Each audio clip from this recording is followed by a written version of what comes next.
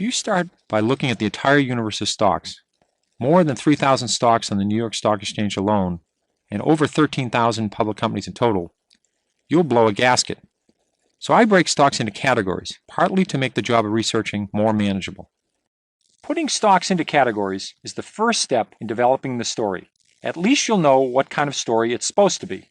The category tells you what questions you should be asking about a company. You simply can't expect all stocks to behave the same.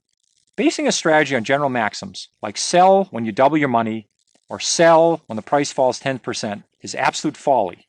No formula will apply to all stocks. Different stocks behave differently, so they require different approaches, different expectations, and different kinds of stories. Suppose you've made a 50% gain on two companies. One is a fast grower with a long way to go. The other is a big, lumbering, slow growth company that has already saturated 95% of its market, and that market itself is growing slowly. The 50% return is fantastic for the slow grower. The chances are it's time to sell it. The same 50% return could be just the tip of the iceberg for the fast grower. There are basically 5 categories. 1 would be fast growers, 2 would be slow growers, 3 would be cyclicals, 4 would be asset plays, and the 5th one would be turnarounds. At the end of this presentation, you'll have an opportunity to explore each category in more detail. In the meantime, remember, categories are guidelines. They are not hard rules. Some companies may not fit neatly into a category. Others may seem to be in 2 categories at once.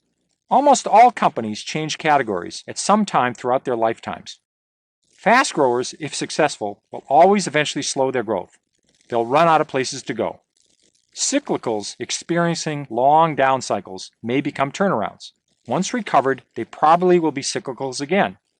Use the categories as guides to help you build your story, but don't let them limit the questions you ask or the research you do.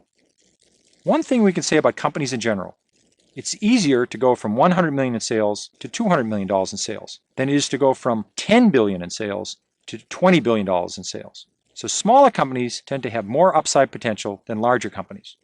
But don't dismiss all big companies out of hand. Some big companies defy their size and find exciting new ways to grow their earnings. As well, good opportunities exist in companies that are cyclical, regardless of their size.